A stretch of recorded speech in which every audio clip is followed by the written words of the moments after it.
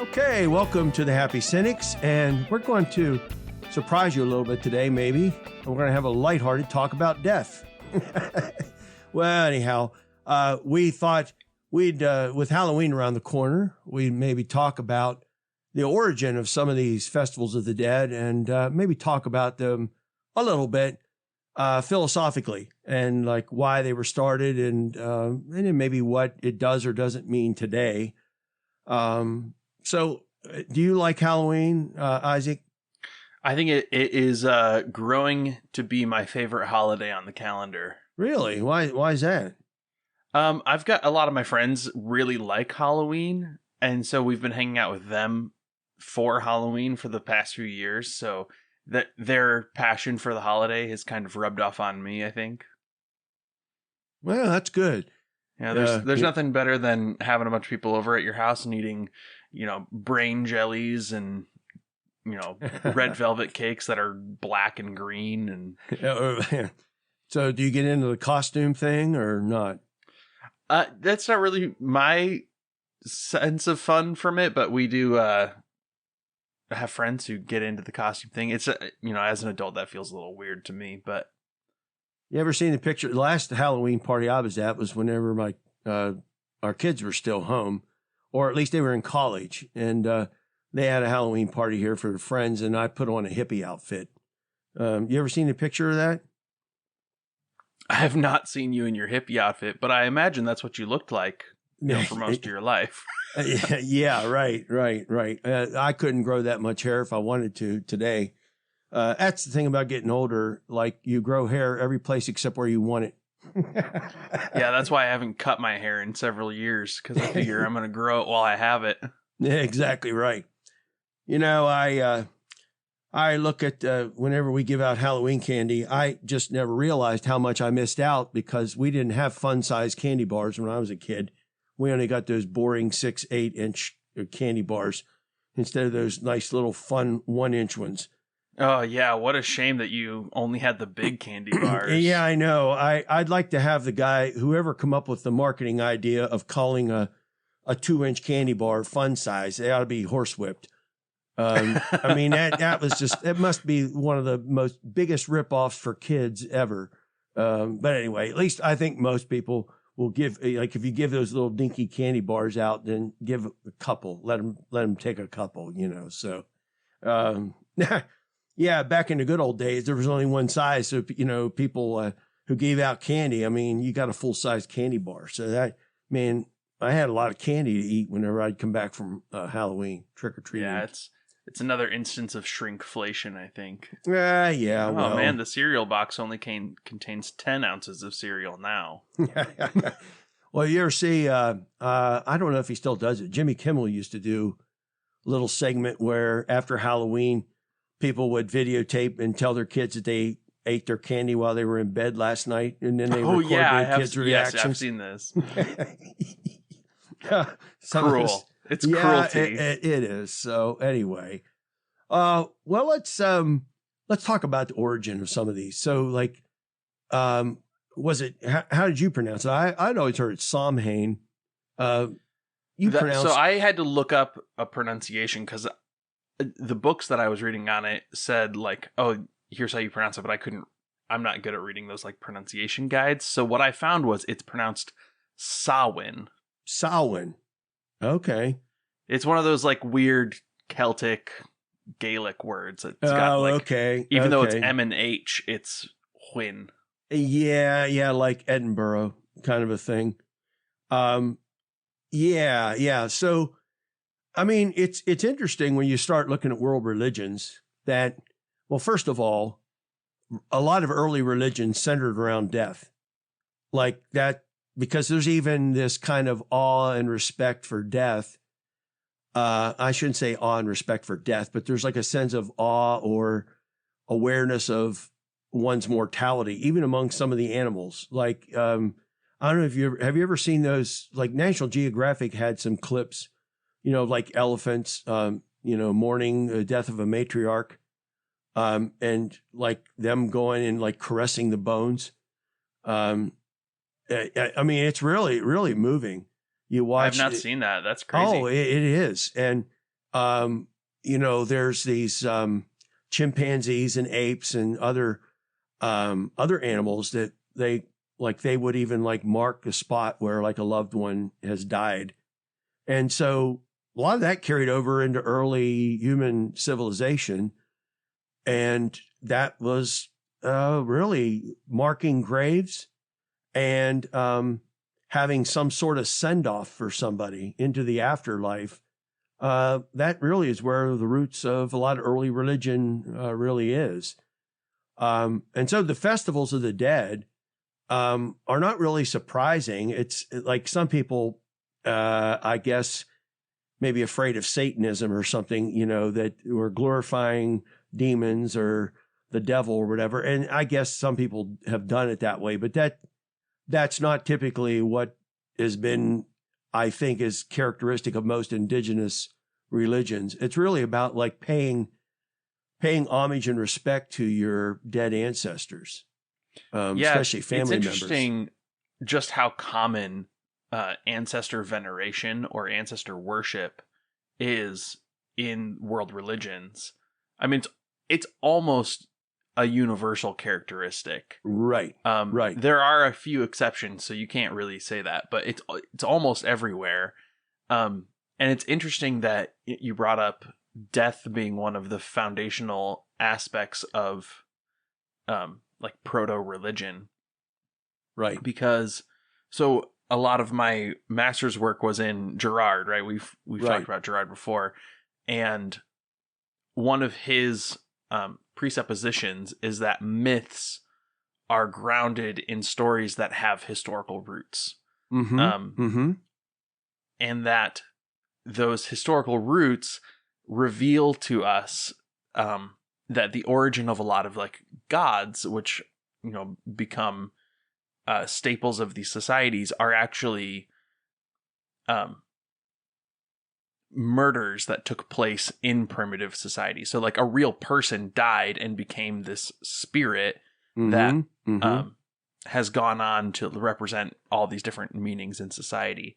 And I think that you see like early versions of that in the idea that the spirit persists after death and comes back and visits and can be requested to like do things on our behalf in a lot of ancestor veneration.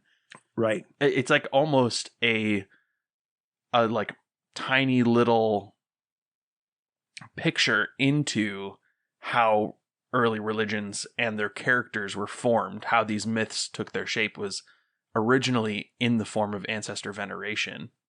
Well, yeah. Okay. So, I mean, even at, I think even at an intuitive level. So, early cultures, like if you're trying to access, say, a spiritual realm or the metaphysical realm, well, okay, you've got your attempts to, of like people building totems and such to represent gods and try to access gods through these totems or through rituals. But sometimes for some of these folks, your best chance of accessing the spiritual realm is through some dead relative.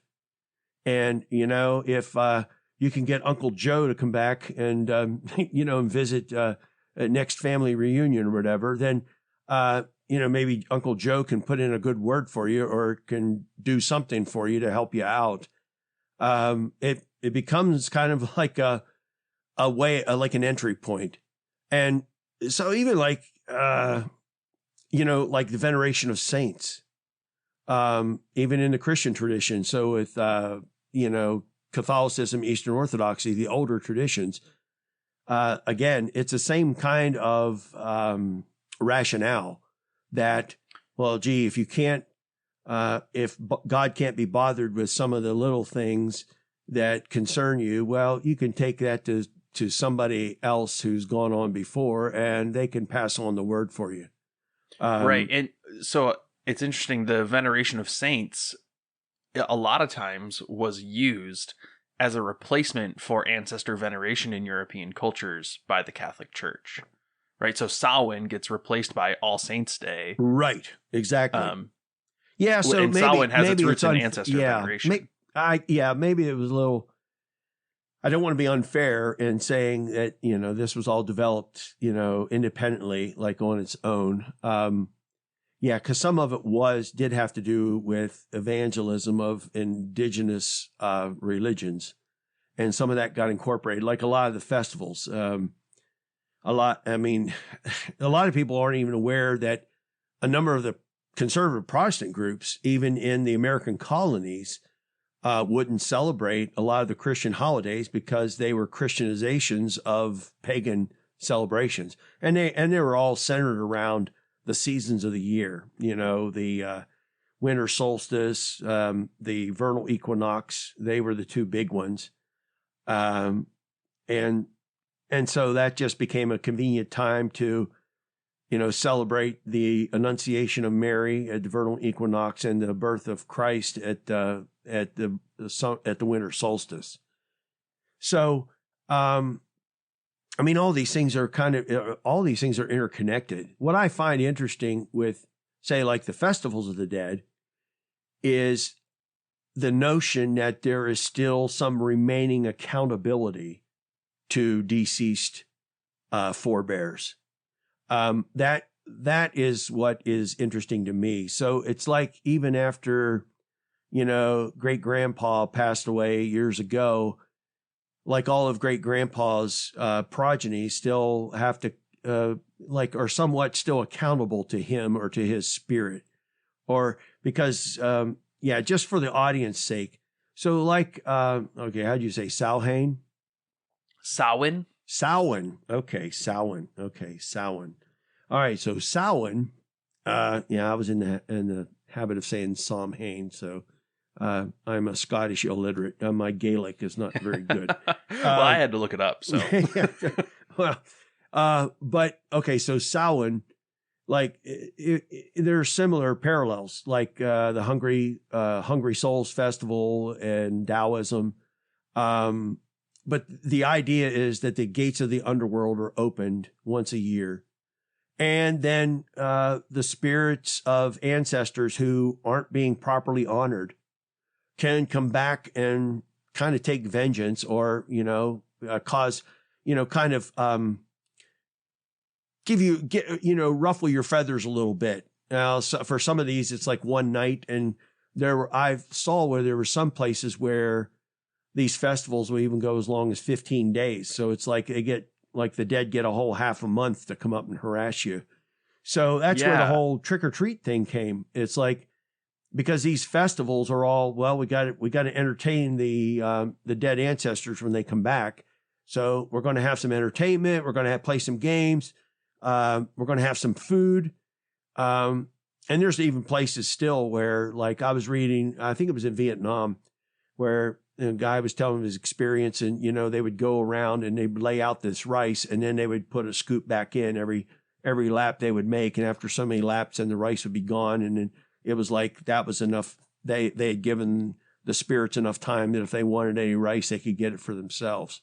So, but yeah, that's the thing of trick or treat is, this symbolism, kids dressing up as dead ancestors, dead spirits, and then going from house to house saying, okay, either entertain me, give me something to eat, or I'll play some sort of trick on you. I'll torment you a little bit or whatever. So, an interesting detail. You mentioned the Hungry Ghost Festival in Taiwan.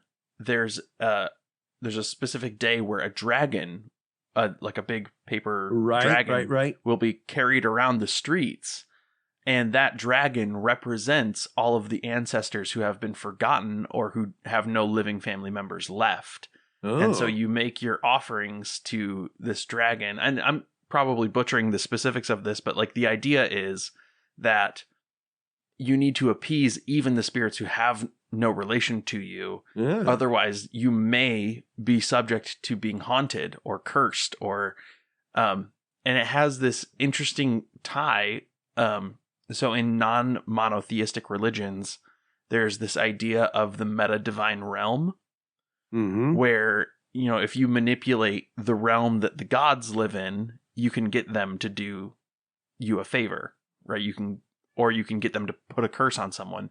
And that's essentially how magic works in non-monotheistic religions.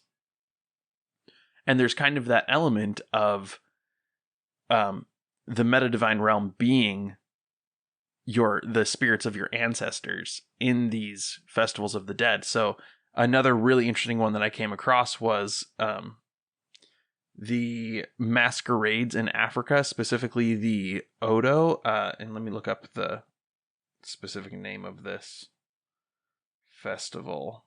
It's not really a festival because it happens throughout the year. It's called the Awuru Odo, and I might be butchering that pronunciation. Mm-hmm. And it's a Nigerian thing where the spirits of the dead come out of the underworld to live amongst the tribe.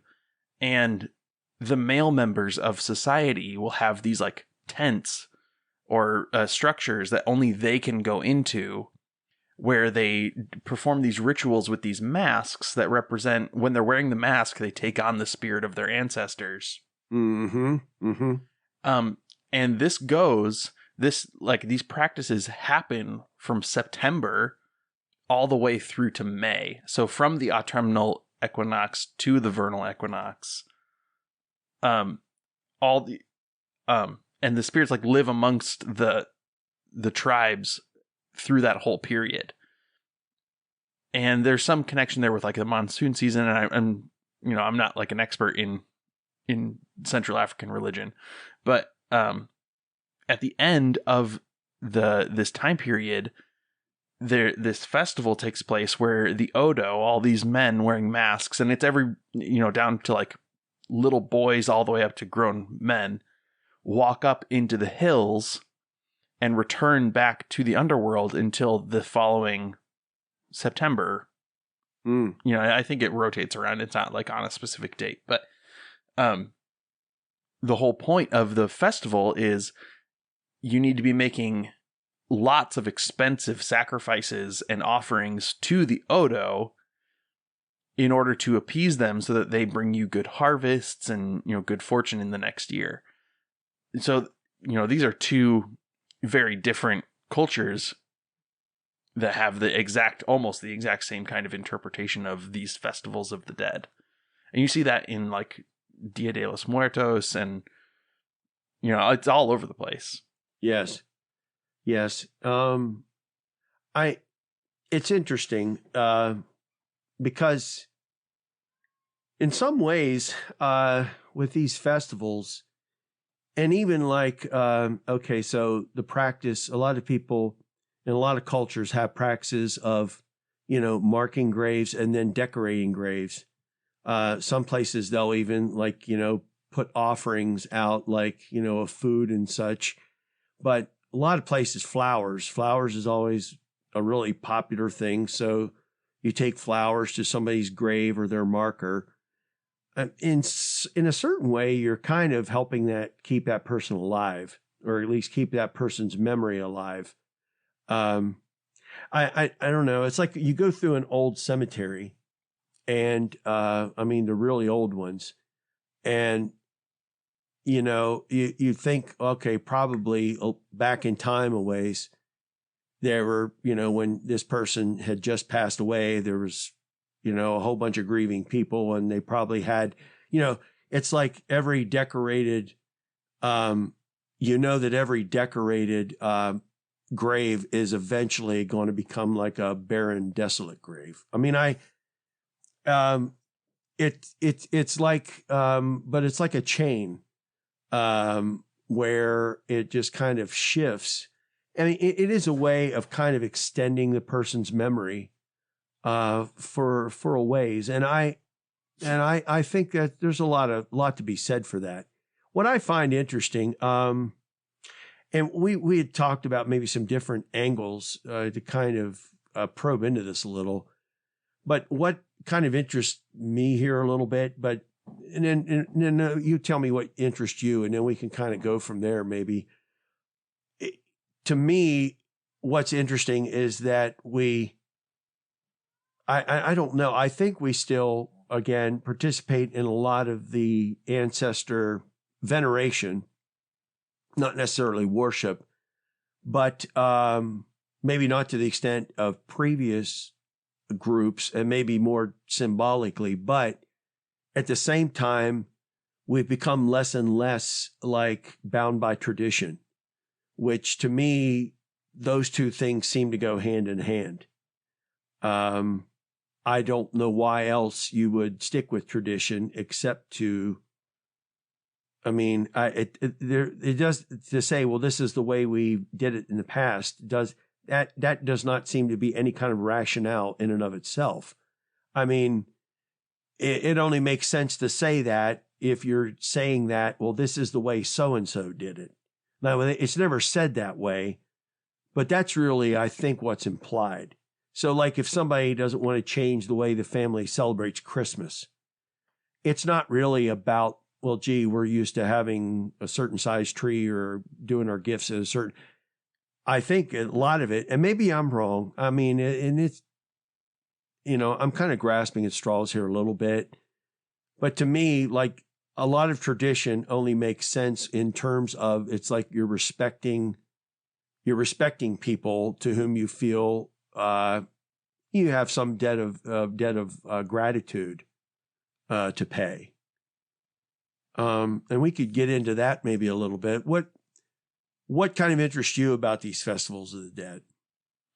Well, I think that's a really interesting point you've made, that a lot of our traditions are really born out of that like sense of gratitude for those who are no longer with us. And I see that already in like how my family, celebrates certain things or does certain things. Right. So like, right. Even my wife makes a carrot cake for my dad for his birthday every year.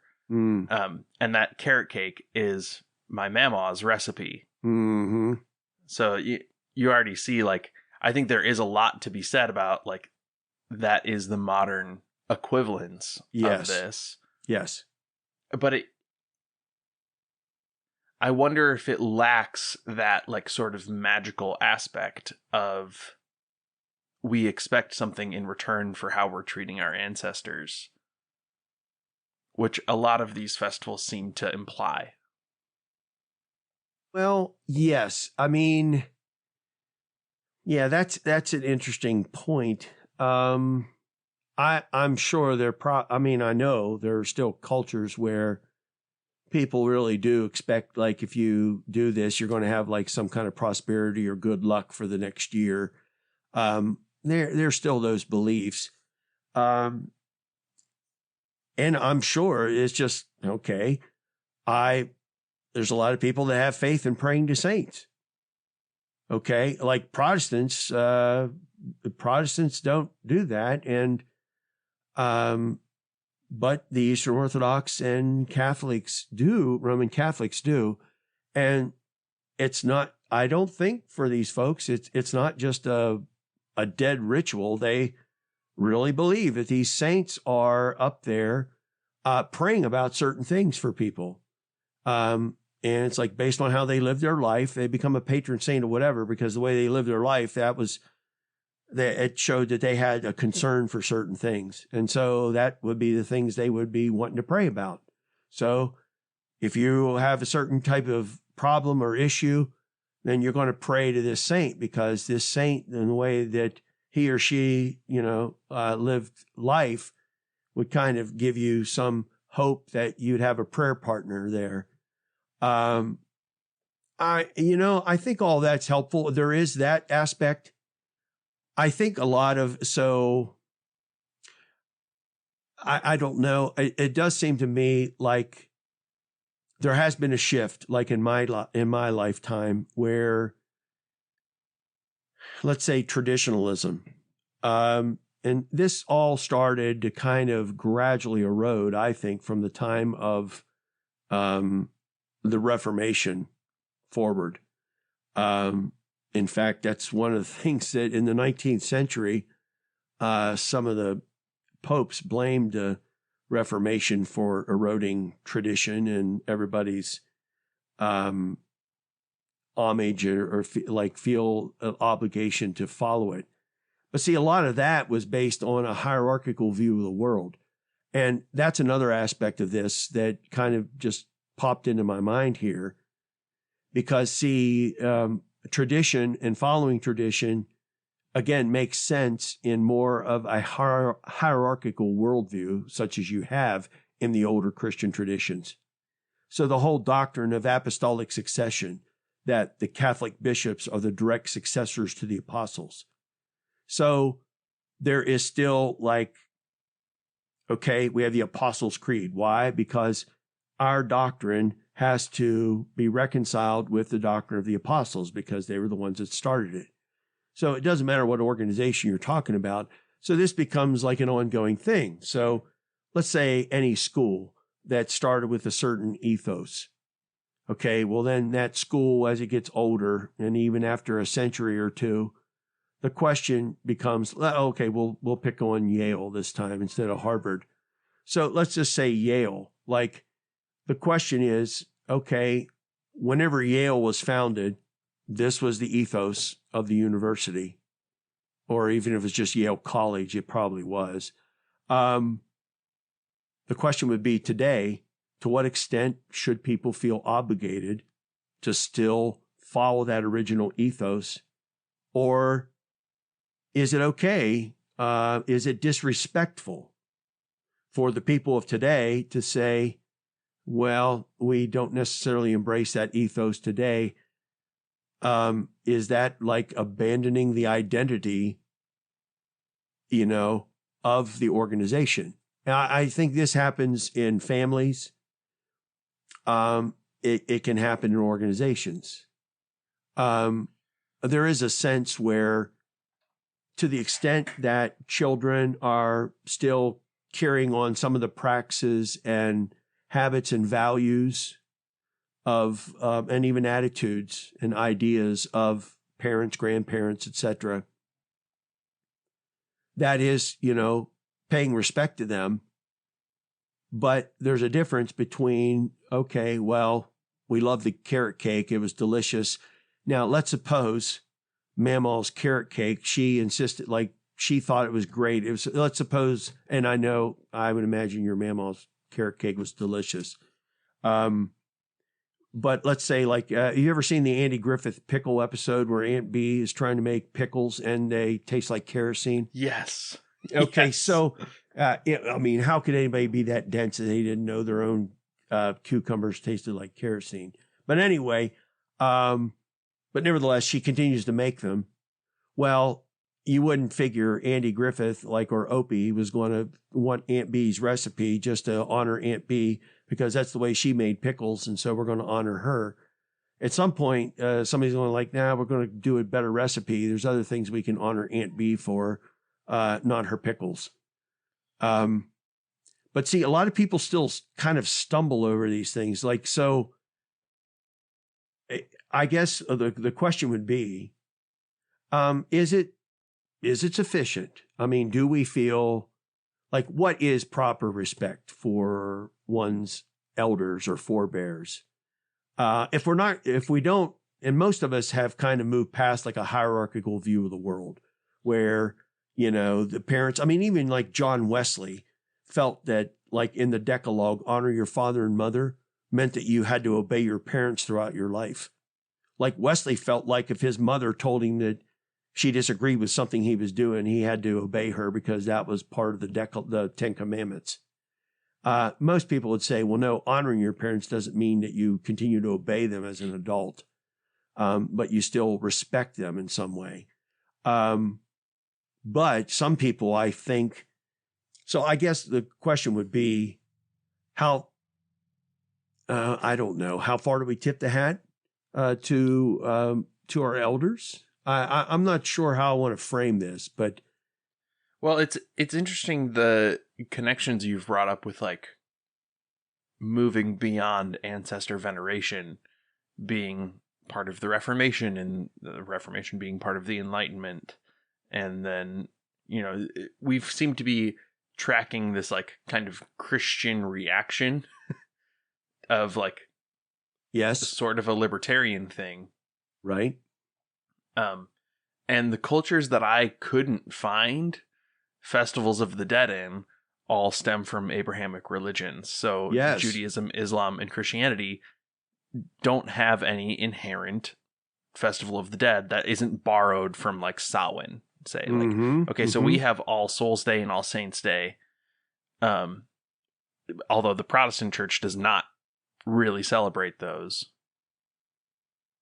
And then the Catholic understanding of those is pretty different from trying to get some magical benefit out of it. I mean, the saints are never obligated to treat you in a certain way because of an offering you've made to them. So I think that the Abrahamic religions contain a sort of a polemic against ancestor veneration. And I think you see it in the Old Testament. Like, so Saul does some like divination where he summons Samuel. He summons Samuel, the spirit from of the underworld. Yeah, and the Old Testament is pretty blatantly against any sort of divination. Like, it casts that scene in a really negative light. So I think even like Old Testament stories, you start to see that there's a movement away from ancestor veneration, in that there is no formal afterlife in the Old Testament. There is no divination. There is no ancestor veneration. None of that is present in Hebrew religion. And then I'm not a Islamic expert, so I don't know if I'm just missing something, but I couldn't find anything in Islam. They seem to be pretty against those sorts of things. Well, yeah, there's not really a clear concept of the afterlife in Judaism until the exilic period, and then even then it's not universally accepted. So like, even for Christians who don't realize this or don't want to think about this is even like reflected in the book of Acts, where Paul knows that the group is divided between Sadducees and Pharisees. Well, like, it was in exile that some of the Jews began to accept the notion that there was an afterlife, and that there would be a resurrection where the righteous would be resurrected to eternal life. Okay. And then later it got developed that everybody continues to live, and then the good and the bad are separated. But Paul, even the doctrine of the resurrection isn't a proper afterlife. I mean, you're not in any way experiencing an afterlife until the resurrection occurs, and then you're just alive again. Yes. But there's still traditions that like kind of go for that. Like, everybody dies, and then those that are righteous, they're going to be, they get to live on. Everybody else ceases to exist. The critical element, though, I think, is that there's no spirits of the dead walking around. No. I mean, you have like some, like, say, those earlier stories. But again, I'm not sure.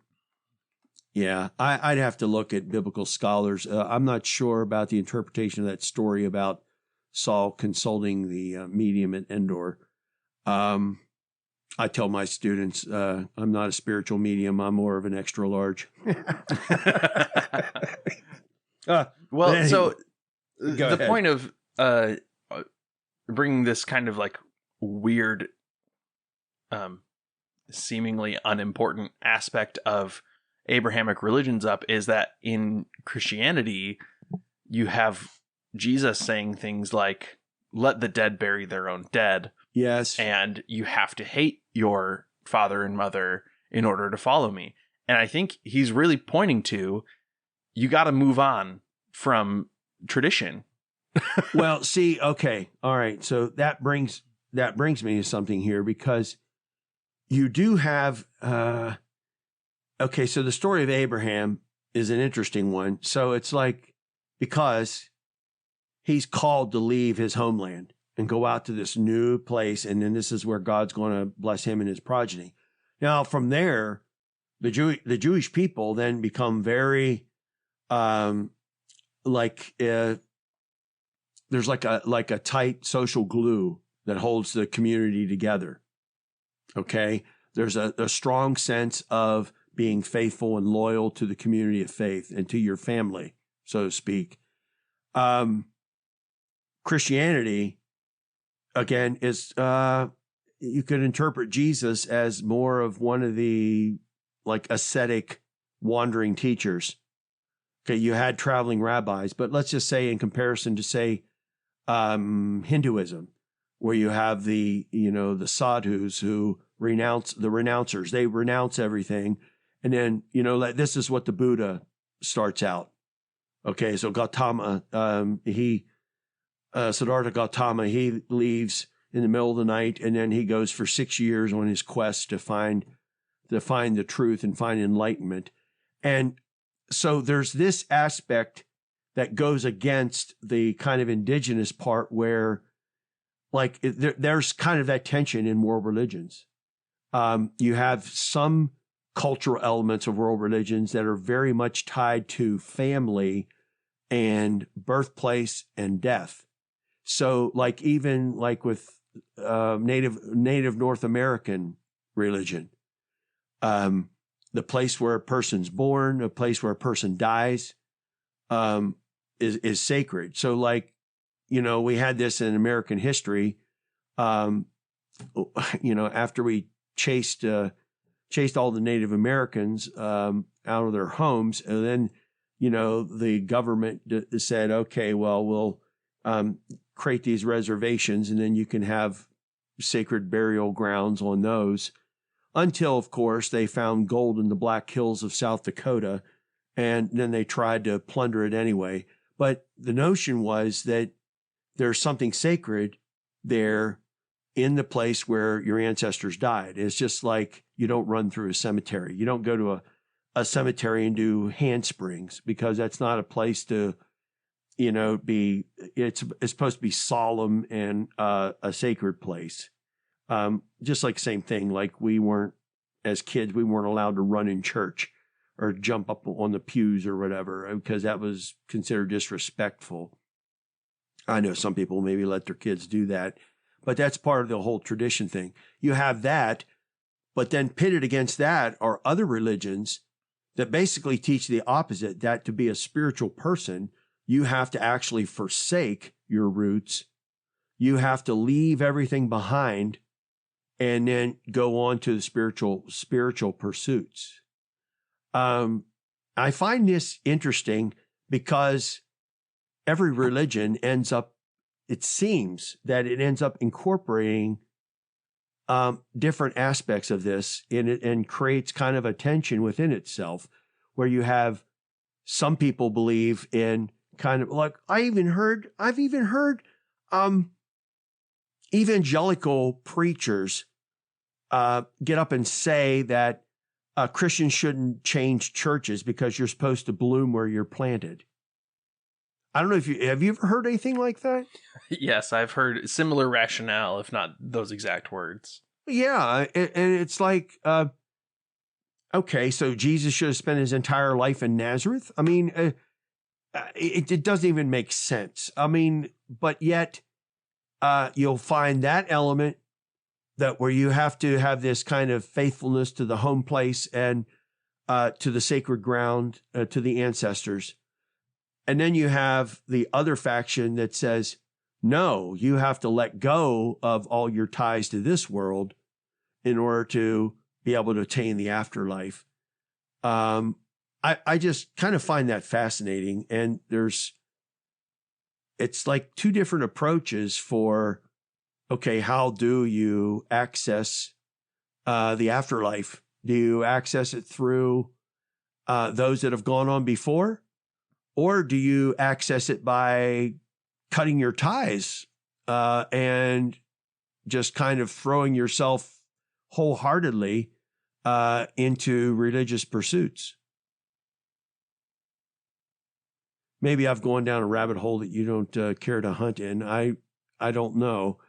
No, it's interesting. I don't know if I have more to add, because I don't know if I would fall in either one of those camps strongly. Right. I would probably be leaning towards, excuse me, I would probably be leaning towards the more libertarian side of that argument of you need to break from what you've been given in order to build something for yourself. Well, I think that this polarity is generally what led to the development of, say, priesthood and clergy in religions. That's where a lot of it really went. So the people that became the renouncers, they became the clergy. Okay, so it's this way in a number of religions. But the average person still ends up having these ties back to ancestral roots. But that's a kind of a way of getting the best of both worlds. So as long as you're working through somebody who's serving as a mediator for you, like a priest or somebody from clergy or something like that, a shaman, okay? That person is is a way for you to, that's one bridge that you can use to get into the spiritual realm or to the afterlife. And then the other is through your ancestry, because these people they're already moved on. And it's interesting. It just kind of, so I don't know, like, tradition, at what point, I mean, would it just be disrespectful if we didn't even take the past into consideration, or is it enough to just remember, just to have the memory of people and to basically glean what values and such that we have, and or recognize, say, how there's a little piece of them in us? I mean, some people, I think maybe they do carry things too far in, you feel like you got to do everything the way great grandma did them or something like that. Well, not necessarily. It'd be okay. Let's suppose somebody decides to be innovative with Mammal's carrot cake recipe. Would that be a taboo? Probably not. I don't think it would be the same cake, though. Here's the thing about Mammal's carrot cake is that the recipe is pretty loose. Oh yeah, it's interpretive. Oh, so there's that's helpful. That leaves room. There's room for wiggle room. Yeah, but I think it would be, and I think it's an easy mistake to make, that if you're going to throw your hat in the ring with the anti-authority, right, anti-tradition crowd, and you're going to go that route and you're going to seek that out for yourself, the mistake that you could make is, well, anything that is representative of the tradition I come from, I'm going to just abandon and not listen to at all.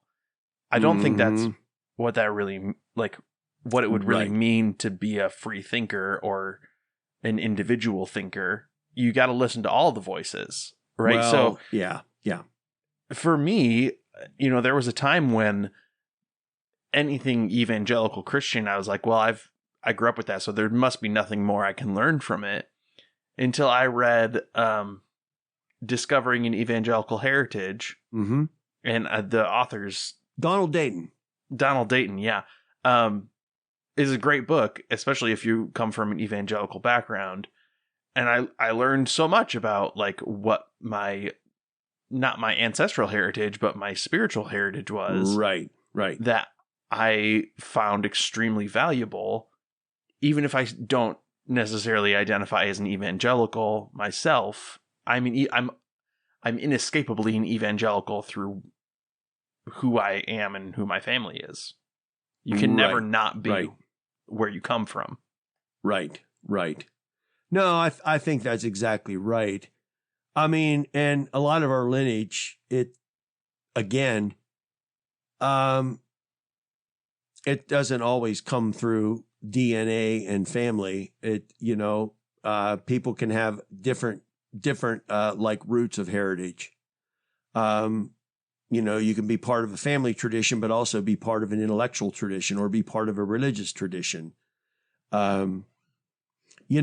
Here, and I will say this too. The people that want to discard tradition altogether. Well, here's the thing. It seems to be kind of a happy medium here, because to a certain extent, some of the things that worked in the past worked for a reason and need to be considered even still today. It wasn't like everybody in the past, like we learned that everything they did was improvable or whatever. I mean, there may be some things that are still worth keeping the same today, or they can be built upon. It's the foolish person who, like, under the guise of being a free thinker, they don't really want to, well, they can be free thinkers, but that doesn't make them good thinkers. Tradition is another way, I think, of keeping social stability. Because, see, you prevent, like, yeah, there's going to be some things that eventually need to change, but tradition is basically kind of keeping boundaries on people to keep things from, people from doing things that aren't going to be very helpful. It's a way of kind of keeping everybody heading in the same direction. Tradition is a way of trying to promote unity. The problem is, like, tradition for tradition's sake. That doesn't seem to be really that defensible anymore.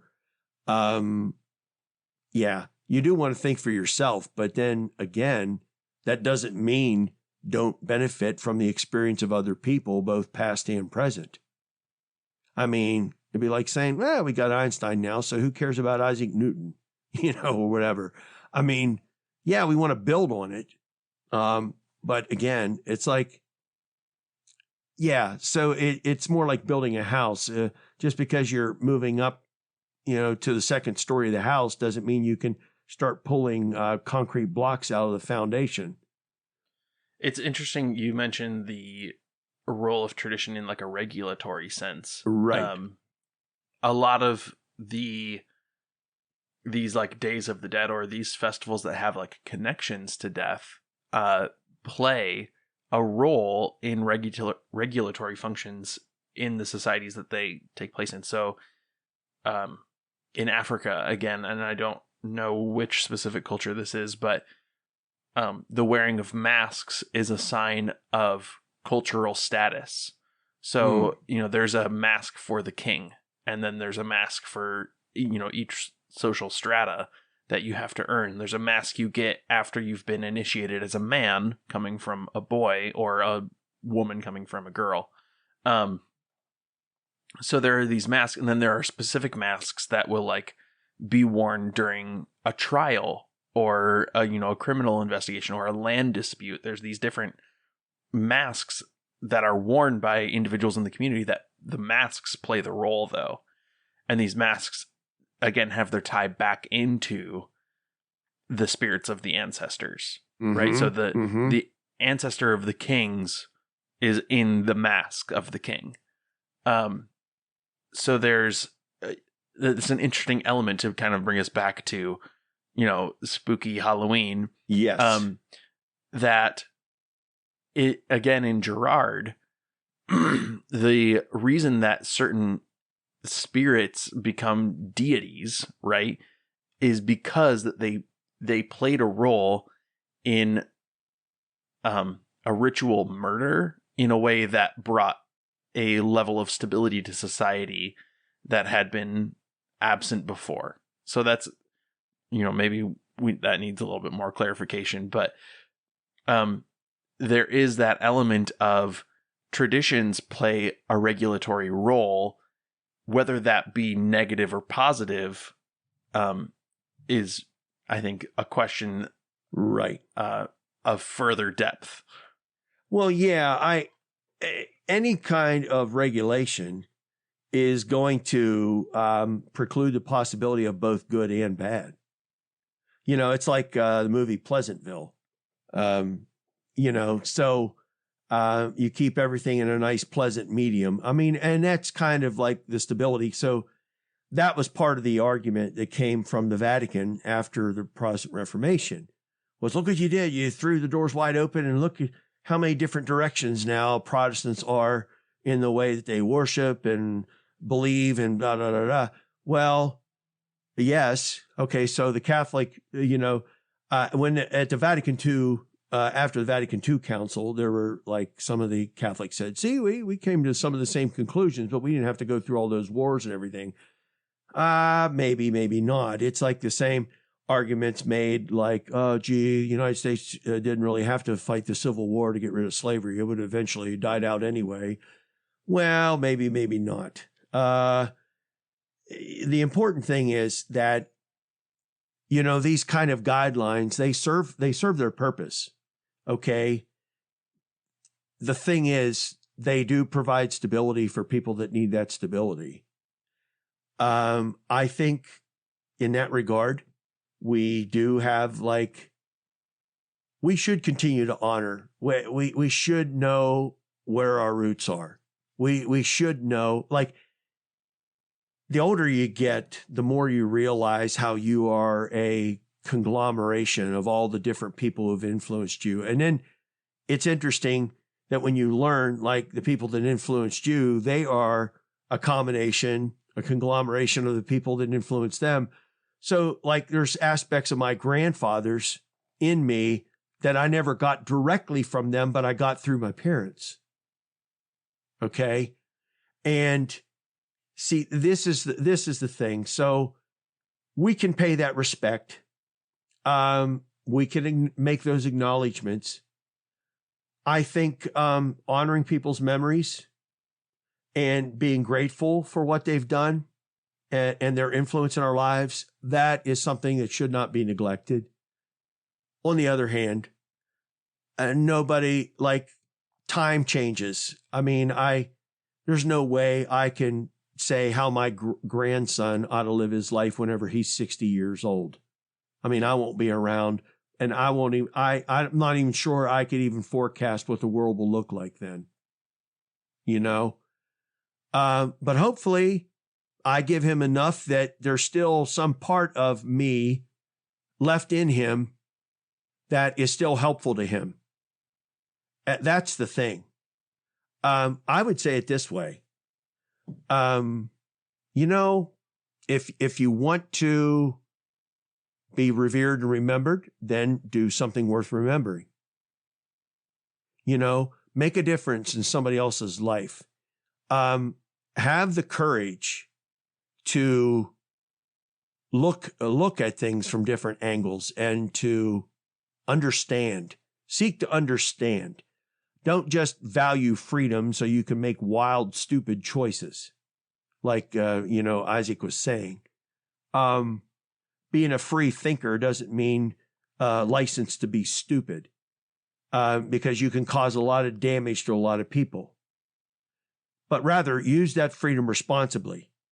It's just like driving a car. You don't just, whenever you turn 16, they don't just hand you the keys without teaching you some things first. And the same thing ought to be true here. I don't know. But yeah, on the other side I don't know if my grandparents are honored when I eat candy, but I still think of those trick or treat trips whenever I got to admit, it's kind of a little nostalgic thing just to get those bags of the candy bars and kind of get them out and kind of relive some of my Halloween trick or treating days. I don't know. On the other side of the dangers of tradition, I think is, because you mentioned, the danger of just abandoning tradition is you're failing to learn from your roots. Right. But on the other side, if tradition carries too much authority, I worry that, we'll give it the authority it claims for itself, and then we'll find ourselves on the outside of that tradition sometimes. Well, yeah, exactly. And well, let's put it this way. It's like you can't drive. Tradition is kind of like locking the steering wheel or putting on the brakes.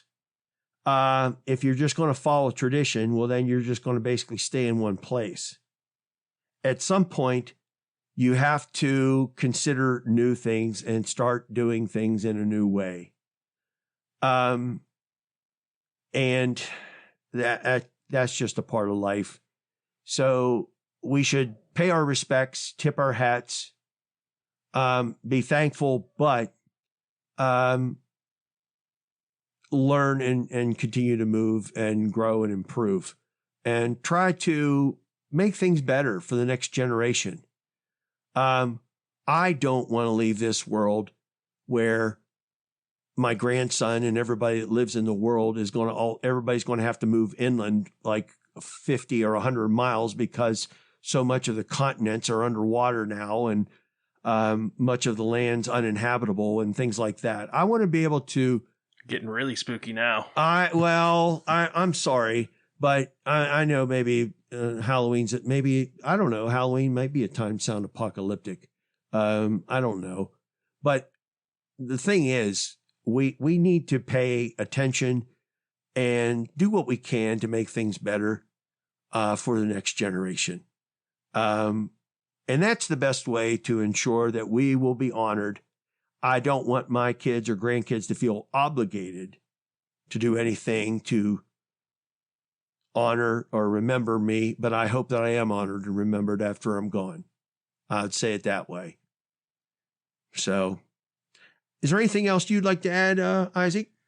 Yeah, I think people who are not necessarily, the younger generation here maybe is thinking about tradition as a thing that is oppressive to them. Right. Rather than something they're going to leave behind. So I think for us, it would be good to remember that it's not bad to give tradition its due. Right. But be wary of giving it too much due, as sometimes traditions can be exclusive. And a lot of experiences that our generation has had is of traditions that we thought we were a part of suddenly being turned against us. Mm-hmm. Mm-hmm.